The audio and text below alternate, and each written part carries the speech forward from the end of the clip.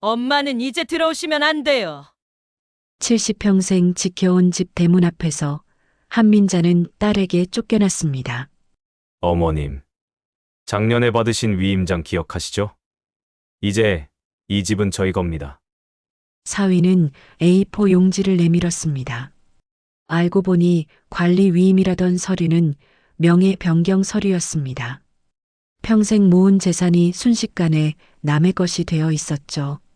며느리도 아닌 친딸이, 그것도 자신이 키운 딸이 저지른 일이었습니다. 민자는 울지 않았습니다. 소리 지르지도 않았습니다. 그저 조용히 그래, 알겠다. 말하고는 열쇠를 주머니에 넣었습니다. 하지만 딸과 사위는 몰랐습니다. 30년간 초등학교 교사로 살며 배운 게 무엇인지를, 건물은 빼앗아도 그 안의 모든 것까지는 가져갈 수 없다는 걸 말이죠.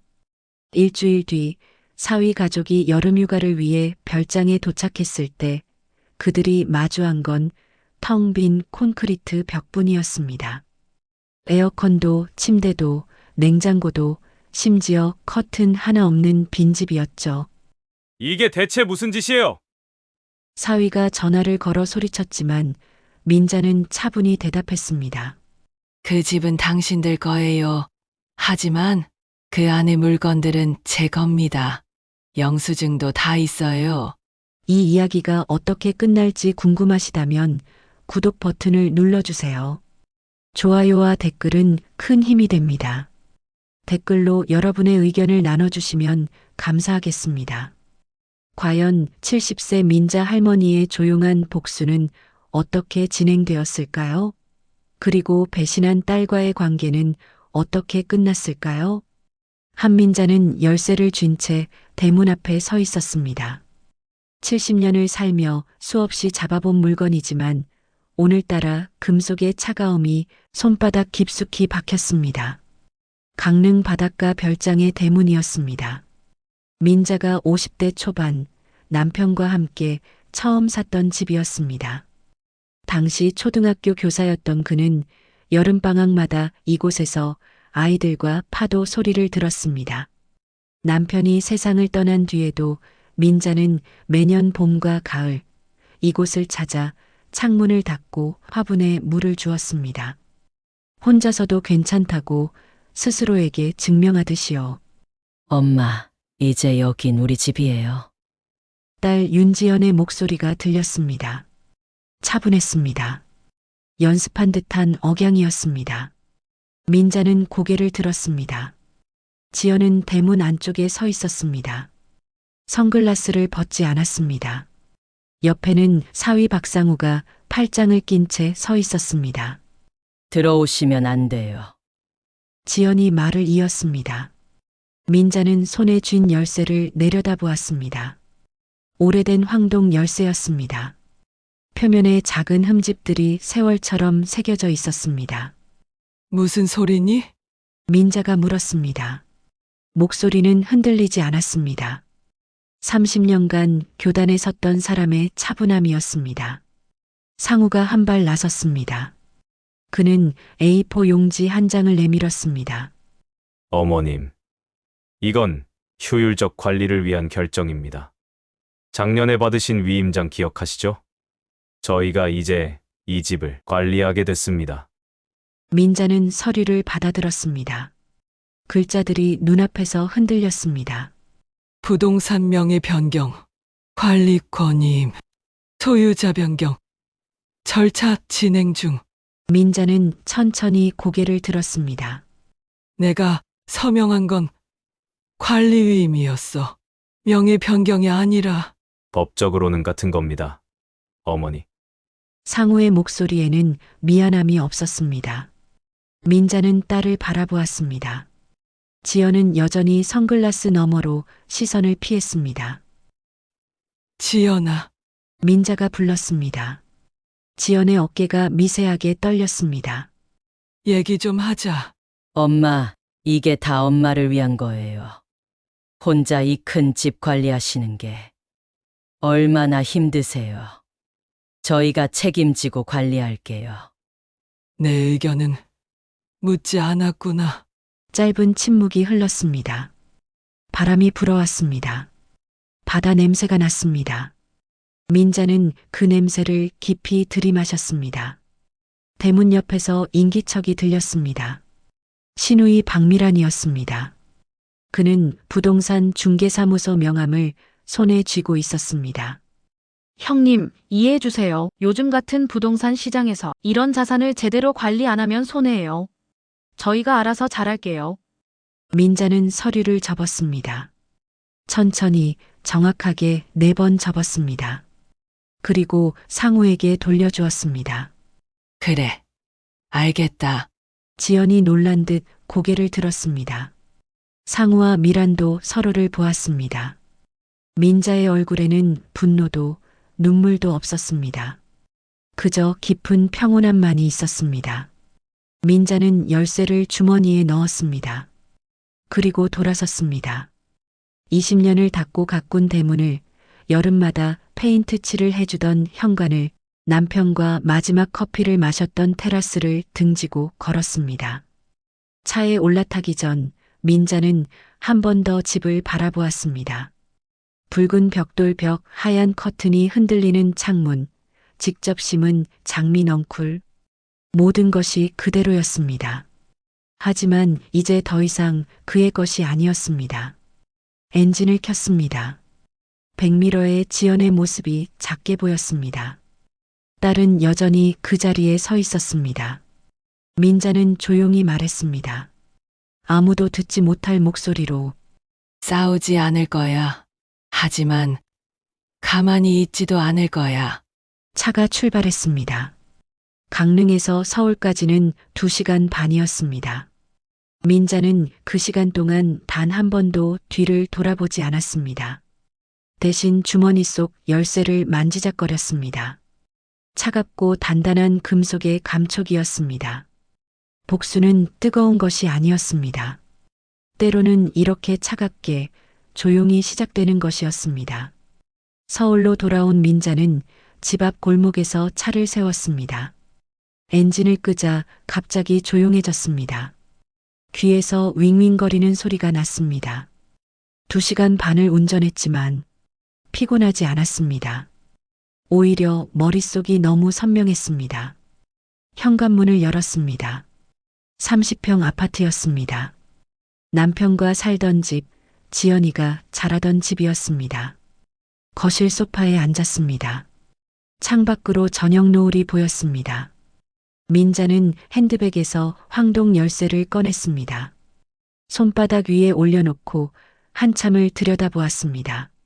집은 없어졌지만 열쇠는 남았네. 혼잣말이었습니다.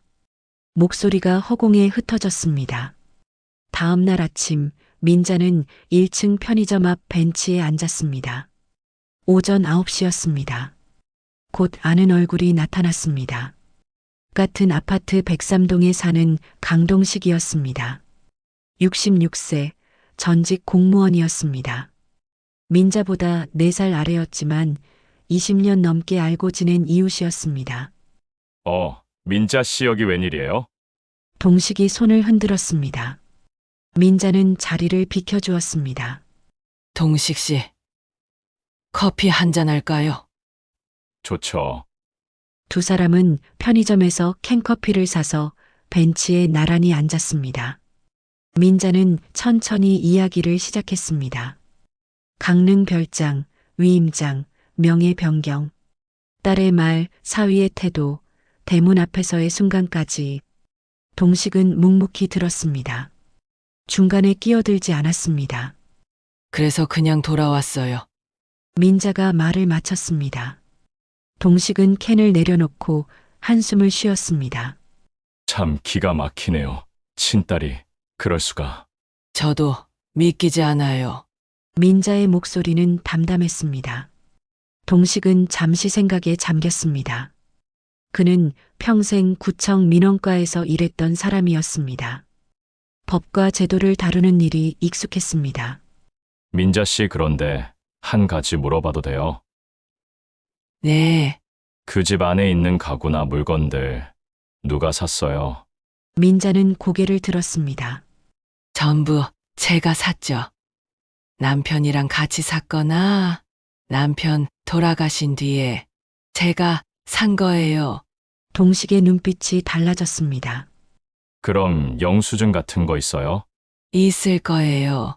제가 그런 건 다 모아두거든요. 동식은 무릎을 쳤습니다. 그거예요. 민자 씨 위임장으로는 건물만 건드릴 수 있어요. 가구나 비품은 별개 재산이에요. 법적으로 따로 증명할 수 있으면 가져갈 수 있다고요. 민자는 천천히 동식을 바라보았습니다. 정말요? 물론이죠. 부동산 명의하고 동사는 완전히 다른 겁니다. 저 집은 빼앗겼지만 저 안에 있는 모든 물건은 민자 씨 거예요. 민자는 입술을 깨물었습니다. 희망이라는 단어가 머릿속을 스쳤습니다. 하지만 곧 현실이 따라왔습니다. 그래도 지연이가 가만히 있을까요? 분명 막을 거예요. 막을 수 없어요. 법이 민자 씨 편이니까요. 동식은 단호했습니다. 민자는 캔커피를 한 모금 마셨습니다. 차가웠습니다. 그날 오후 민자는 집에서 서랍을 뒤졌습니다. 옷장이 상자, 책장 뒤 파일철, 심지어 신발장 안까지 뒤졌습니다. 30년간 모아둔 영수증들이 쏟아져 나왔습니다. 식탁, 소파, 침대 프레임, 에어컨, 냉장고, 식기 세트, 커튼, 조명, 심지어 현관 신발장까지. 민자는 거실 바닥에 앉아 영수증을 날짜별로 정리했습니다. 2000년, 2005년, 2012년. 색이 바랜 종이도 있었고 글씨가 흐릿한 것도 있었습니다. 하지만 전부 읽을 수 있었습니다. 민자는 사진까지 찾아냈습니다. 가구가 배송되던 날, 남편과 함께 조립하던 날, 지연이가 소파에서 책을 읽던 날, 모든 것이 증거였습니다. 저녁 7시, 민자는 전화를 걸었습니다. 이사업체였습니다. 박 반장이라는 사람이 전화를 받았습니다. 여보세요. 24시 이삿짐 센터입니다. 안녕하세요. 이사 견적 좀 받고 싶은데요.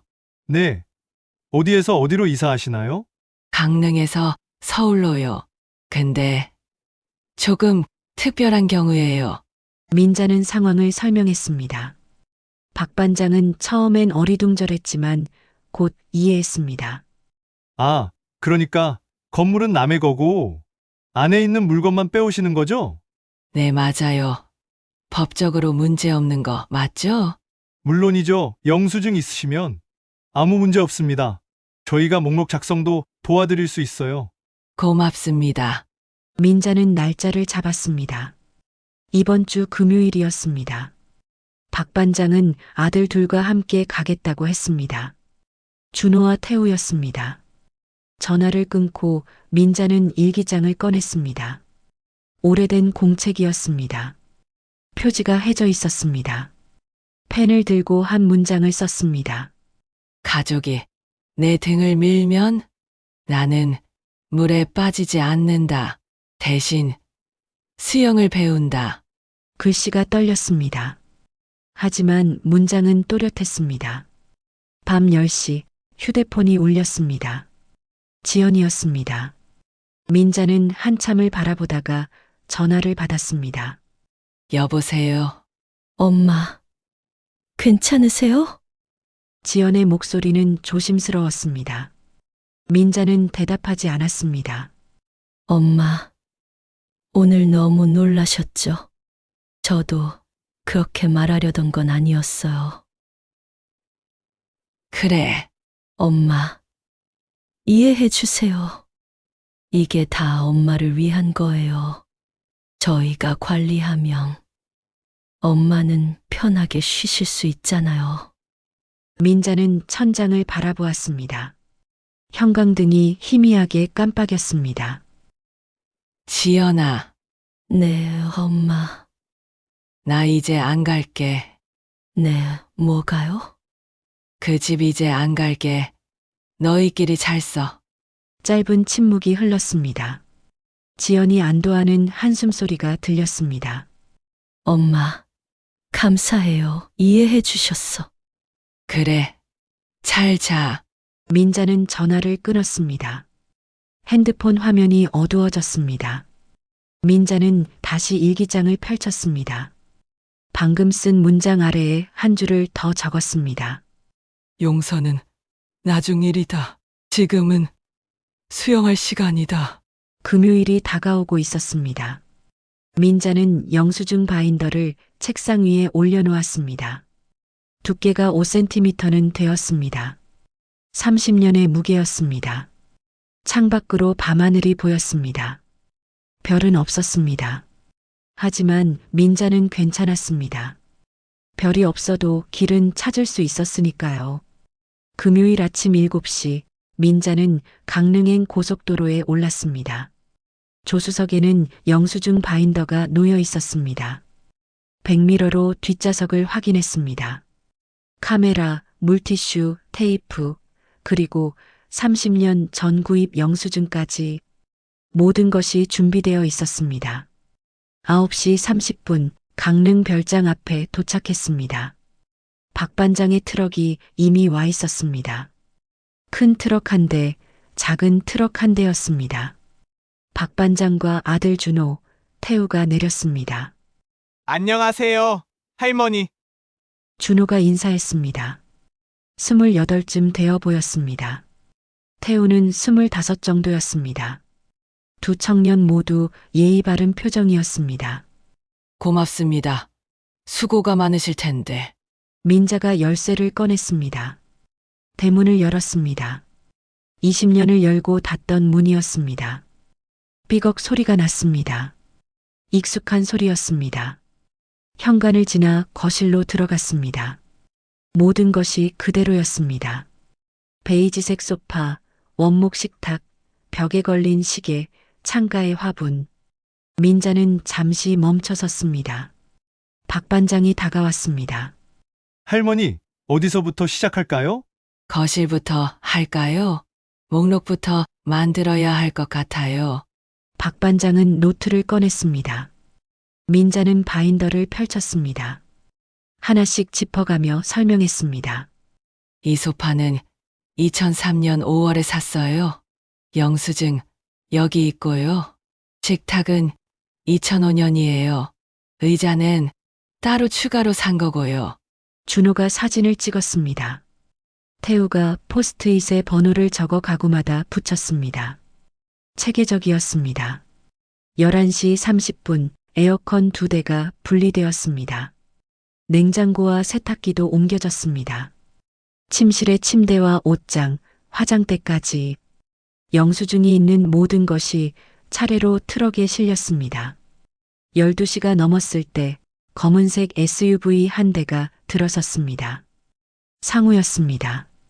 차에서 내리자마자 소리쳤습니다. 이게 다 뭐예요? 민자는 현관 앞에 서 있었습니다. 바인더를 가슴에 안고 있었습니다. 상우가 다가왔습니다. 얼굴이 붉었습니다. 어머님, 대체 지금 뭐 하시는 거예요? 내 물건 찾아가는 거예요. 물건이요? 이게 다 집 안에 있던 건데. 무슨 소리예요? 민자는 바인더를 들어 보였습니다. 이건 내 물건이에요. 그 집은 당신들이 가져가도 속은 비워 갑니다. 상우는 바인더를 빼앗으려 했습니다. 민자는 한 발 물러섰습니다. 박 반장이 나섰습니다. 손님, 이건 법적으로 문제없는 일입니다. 모든 물건에 영수증이 있어요. 무슨 영수증이요? 이건 집 안에 있던 거잖아요. 부동산과 동산은 다릅니다. 건물 명의가 바뀌어도 가구는 별개 재산이에요. 상우는 휴대폰을 꺼냈습니다. 지연에게 전화를 걸었습니다. 목소리가 떨렸습니다. 여보, 지금 당장 강릉으로 와. 장모님이 집을 다 비우고 있어. 전화가 끊겼습니다. 상우는 민자를 노려보았습니다. 어머님, 이러시면 안 돼요. 이건 가족 간의 일이잖아요. 가족이었으면 내 동의를 구했어야죠. 민자의 목소리는 낮았습니다. 하지만 단단했습니다. 상우는 할 말을 잃었습니다. 오후 1시 작업이 계속되었습니다. 식기, 냄비, 프라이팬, 커튼, 심지어 현관 신발장까지 민자는 하나도 빼놓지 않았습니다. 영수증이 있는 모든 것을 목록에 적었습니다. 태우가 거실 구석의 화분을 보았습니다. 할머니, 이 화분도 가져가세요. 그럼요. 10년 키운 건데요. 근데 이건 영수증이 없잖아요. 민자는 핸드폰을 꺼냈습니다. 사진 앨범을 펼쳤습니다.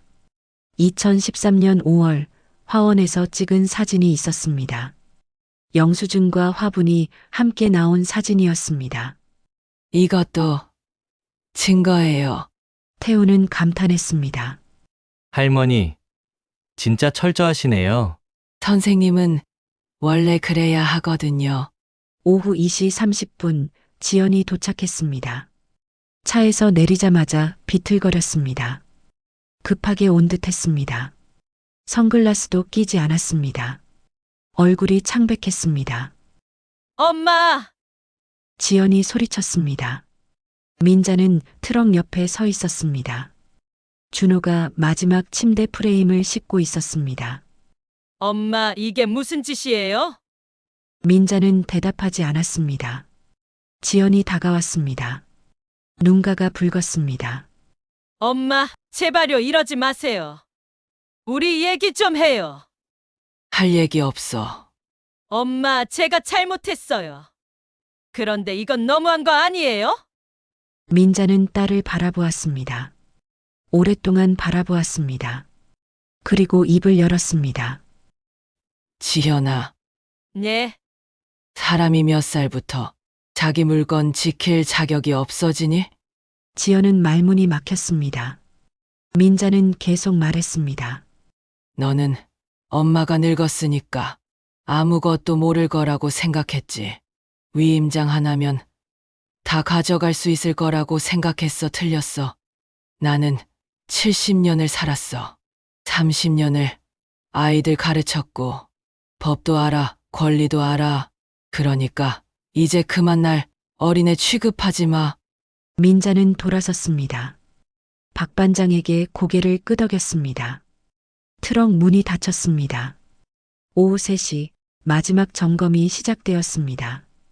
박 반장 팀은 창문을 닦았습니다. 몰딩을 닦았습니다. 벽지 틈까지 깨끗하게 청소했습니다. 민자가 커피를 내주었습니다. 할머니, 왜 이렇게까지 깨끗하게 하세요? 준호가 물었습니다. 민자는 빈 거실을 바라보았습니다. 깨끗이 비워 돌려주는 게 가장 강한 말이거든요. 오후 4시 모든 것이 끝났습니다. 집은 텅 비어 있었습니다. 콘크리트 벽, 맨바닥, 빈 창문만 남았습니다. 에어컨 자국, 가구 자국까지 전부 지워졌습니다.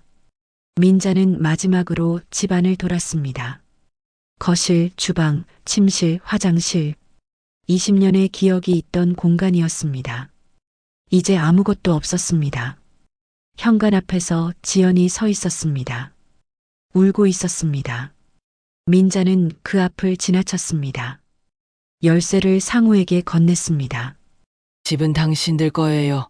잘 쓰세요. 상우는 열쇠를 받았습니다. 아무 말도 하지 못했습니다. 민자는 차에 올랐습니다. 시동을 걸었습니다. 트럭이 먼저 출발했습니다. 민자의 차가 그 뒤를 따랐습니다. 백미러로 집이 보였습니다. 붉은 벽돌 벽, 텅 빈 창문. 대문 앞에 선 지연과 상우의 모습.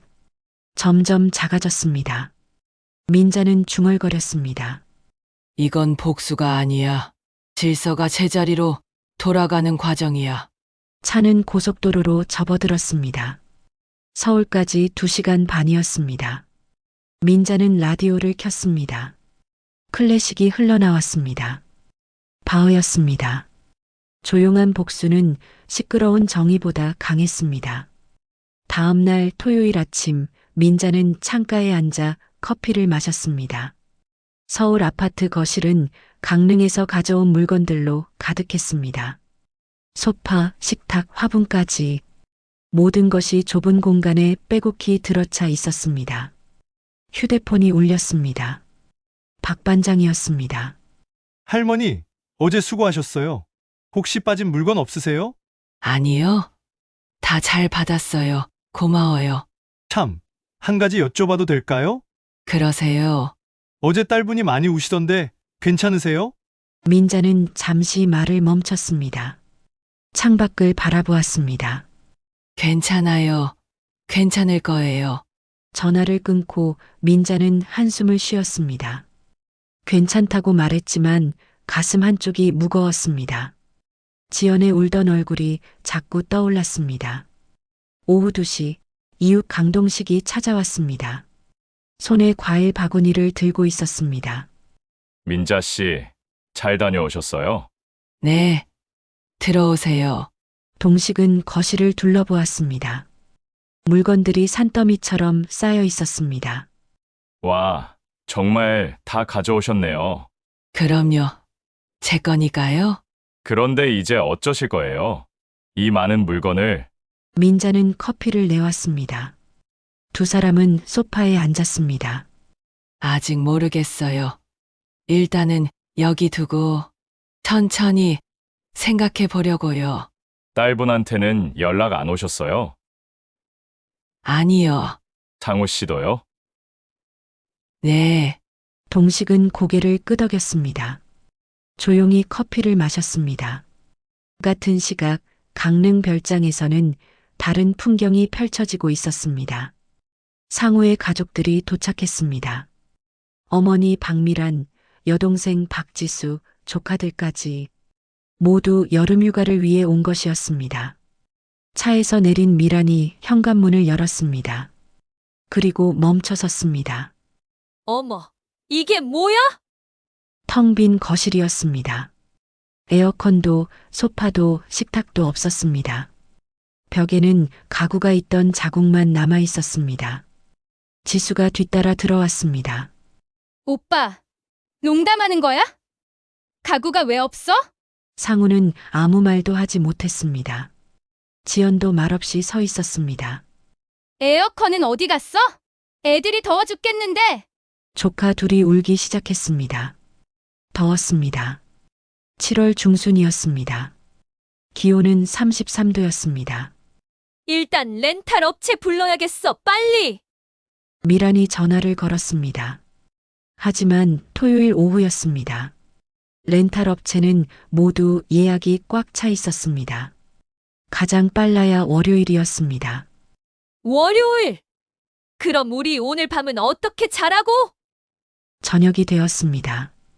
가족들은 편의점에서 도시락을 사왔습니다. 바닥에 앉아 먹었습니다. 식탁이 없었습니다. 의자도 없었습니다. 이게 무슨 휴가야? 지수가 중얼거렸습니다. 조카들은 계속 칭얼거렸습니다. 밤이 되자 더 심해졌습니다. 침대가 없었습니다. 이불도 없었습니다. 호텔이라도 가야겠어. 하지만 주말이었습니다. 강릉의 호텔들은 모두 만실이었습니다. 결국 가족들은 하나둘 떠나기 시작했습니다. 우리 그냥 서울로 갈게. 애들이 너무 힘들어해. 지수가 먼저 짐을 쌌습니다. 미란도 따라 나섰습니다. 오빠, 다음에 준비되면 연락해. 우리 먼저 갈게. 일요일 아침 별장에는 상우와 지연만 남았습니다. 두 사람은 텅 빈 거실에 앉아 있었습니다. 햇빛이 맨바닥을 비쳤습니다. 여보, 이제 어떡하지? 지연이 물었습니다. 상우는 대답하지 않았습니다. 장모님한테 사과해야 하는 거 아니야? 모르겠어. 가구라도 다시 사야 하잖아. 몇 천만 원은 들 텐데. 상우는 고개를 떨어뜨렸습니다. 그날 오후 민자는 동식과 함께 근처 카페에 앉아 있었습니다. 동식이 조심스럽게 물었습니다. 민자 씨, 이제 어떻게 하실 거예요? 글쎄요. 딸분한테 먼저 연락하실 생각은 없으세요? 민자는 커피잔을 들었습니다. 한 모금 마셨습니다. 동식 씨, 제가 너무 심하게 한 걸까요? 아니에요. 당연한 거예요. 근데 계속 마음이 불편해요. 지연이가 우는 모습이 자꾸 떠올라요. 동식은 잠시 생각했습니다. 민자 씨, 그건 엄마니까 그런 거예요. 하지만 잘못한 건 딸분이에요. 민자 씨가 죄책감 가질 필요 없어요. 그래도 먼저 연락 오면 그때 생각해 보세요. 지금은 민자 씨가 흔들리면 안 돼요. 민자는 고개를 끄덕였습니다. 월요일 저녁 민자의 휴대폰이 울렸습니다. 지연이었습니다. 민자는 한참을 망설이다가 전화를 받았습니다. 여보세요. 엄마, 지연의 목소리가 떨렸습니다. 엄마, 제가 잘못했어요. 민자는 아무 말도 하지 않았습니다. 엄마 말씀이 다 맞았어요. 저희가 너무 이기적이었어요. 엄마, 한 번만 용서해 주세요. 다시는 이런 일 없을게요. 민자는 눈을 감았습니다. 목이 메었습니다. 지연아, 네, 엄마, 엄마가 왜 화났는지 알겠니? 네, 알 것 같아요. 그게 뭔데? 지연은 한참을 말하지 못했습니다. 그리고 천천히 입을 열었습니다. 엄마를 사람으로 안 봤어요. 그냥 늙은 사람, 보살펴야 할 사람으로만 봤어요. 엄마도 생각이 있고 권리가 있다는 걸 생각 안 했어요. 민자는 눈물이 났습니다. 하지만 목소리는 단단했습니다. 그래, 그게 제일 아팠어. 죄송해요. 엄마 정말 죄송해요. 긴 침묵이 흘렀습니다. 민자는 숨을 깊이 들이마셨습니다. 지연아, 내일 한번 만나자. 정말요? 엄마, 응. 이야기 좀 하자, 제대로. 네. 엄마 감사해요. 전화를 끊고 민자는 창밖을 바라보았습니다. 저녁 노을이 지고 있었습니다. 붉은색, 주황색, 보라색. 아름다웠습니다. 동식의 말이 맞았습니다. 먼저 연락이 왔습니다. 그리고 사과가 있었습니다. 이제 민자의 차례였습니다. 용서할 차례였습니다. 하지만 용서는 쉽지 않았습니다. 민자는 알고 있었습니다. 용서한다는 건 있는 게 아니라는 것을, 다시는 같은 방식으로 무너지지 않겠다고 다짐하는 것이라는 걸. 민자는 일기장을 꺼냈습니다. 펜을 들었습니다. 한 줄을 적었습니다. 내일 딸과 이야기한다. 끝이 아니라 시작이다. 밤하늘에 별이 떠올랐습니다. 하나, 둘, 셋. 점점 많아졌습니다. 민자는 미소 지었습니다. 길은 보이기 시작했습니다. 화요일 오후 2시, 민자는 약속 장소에 먼저 도착했습니다. 집 근처 조용한 카페였습니다. 창가 자리에 앉았습니다. 커피를 주문했습니다. 손이 약간 떨렸습니다. 10분 뒤 지연이 들어왔습니다. 화장기 없는 얼굴이었습니다. 눈이 부어 있었습니다. 민자 앞에 앉았습니다. 엄마, 커피 마실래? 네. 민자가 손을 들어 주문했습니다. 잠시 침묵이 흘렀습니다. 지연이 먼저 입을 열었습니다. 엄마, 정말 죄송해요. 민자는 고개를 끄덕였습니다. 지연은 계속 말했습니다. 변명하려는 게 아니에요. 그냥 제가 왜 그랬는지 생각해 봤어. 저는 엄마가 힘드실까봐 걱정했어요. 진짜예요. 혼자 그 큰 집 관리하시는 게 얼마나 힘드실까. 나중에 문제 생기면 어쩌나. 그런 생각만 했어요. 지연의 목소리가 떨렸습니다. 근데 지금 생각해 보니까 저는 엄마 마음은 한 번도 안 물어봤어요. 그냥 제 생각만 옳다고 믿고 엄마는 따라오시면 된다고 생각했어요. 민자는 커피잔을 들었습니다. 한 모금 마셨습니다. 엄마, 제가 엄마를 너무 낮게 봤어요. 엄마도 생각이 있고 권리가 있고 선택할 수 있는 사람이라는 걸 잊고 있었어요. 지연아, 네, 엄마. 고맙다. 그걸 알아줘서. 지연의 눈에 눈물이 고였습니다. 민자는 손수건을 건넸습니다. 엄마도 말할 게 있어. 가구 다 가져간 거. 너무 심했다는 거 알아. 아니에요. 엄마 물건인데요. 그래도 그렇게까지 할 필요는 없었어. 솔직히 말하면 나도 너희한테 화가 많이 났어. 복수하고 싶었어. 민자는 처음으로 솔직하게 말했습니다. 근데 집 다 비우고 나니까 속은 시원한데 마음은 안 편하더라. 계속 네 우는 얼굴이 생각났어. 엄마, 나도 70년 살면서 배운 게 있어. 화낼 줄도 알아야 하지만 용서할 줄도 알아야 한다는 거. 지연이 고개를 숙였습니다. 어깨가 떨렸습니다. 지연아, 얼굴 들어. 지연이 고개를 들었습니다. 민자는 딸의 눈을 똑바로 보았습니다. 엄마가 제안 하나 할게. 네, 엄마. 민자는 가방에서 서류 봉투를 꺼냈습니다. 테이블 위에 놓았습니다. 이 안에 가구 목록이랑 가격이 다 나와 있어. 영수증 기준으로 계산했어. 총 5천만 원이야.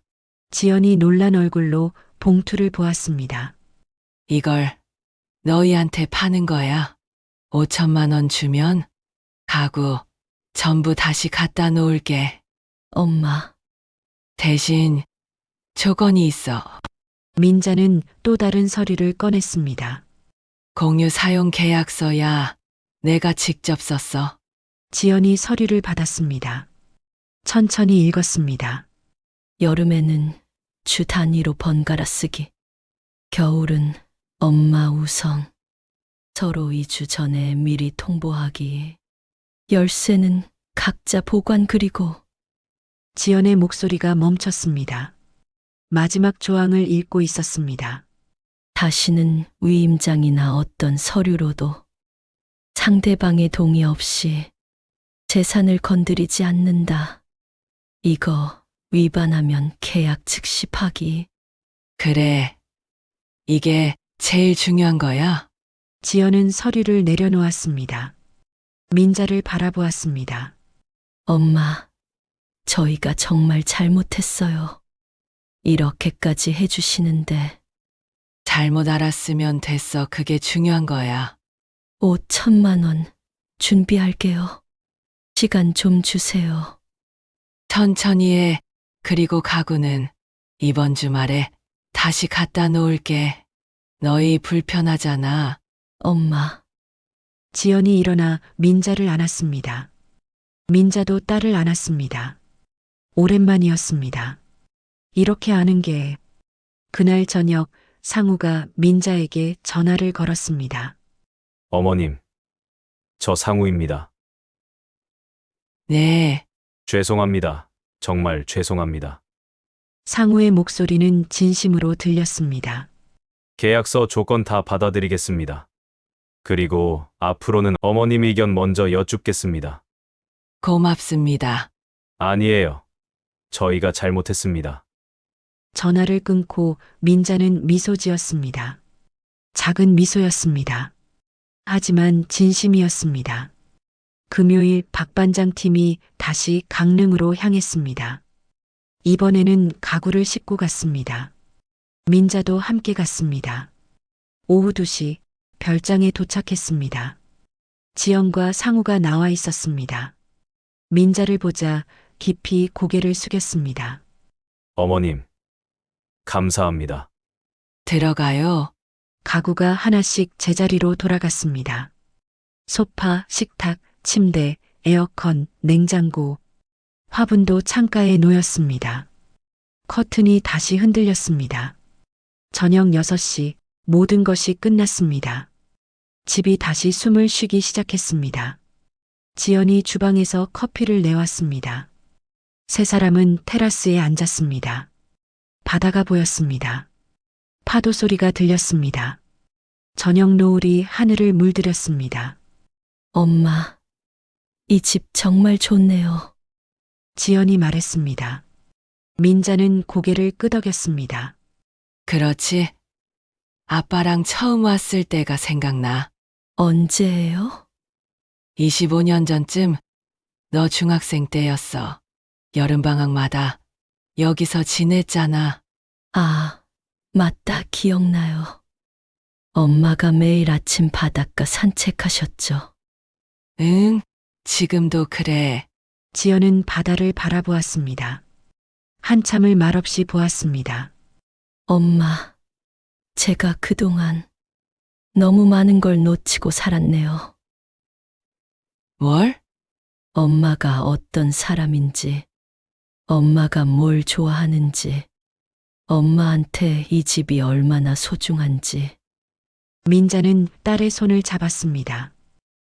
지연아, 네, 엄마. 보이지 않게 취급해도 사람은 사라지지 않아. 지연은 고개를 끄덕였습니다.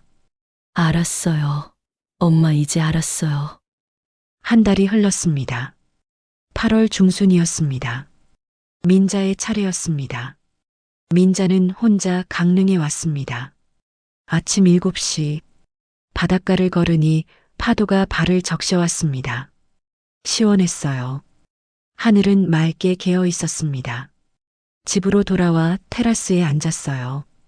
커피를 천천히 내리니 고소한 향이 퍼집니다.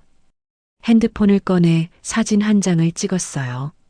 커피잔, 펼쳐진 바다, 그리고 아침 햇살 옆집에서 김 여사가 나왔습니다. 어머, 민자 씨 언제 오셨어요? 어제 왔어요. 딸분은요? 다음 주에 온대요. 이번 주는 제 차례거든요. 아, 번갈아 쓰시는구나. 좋네요.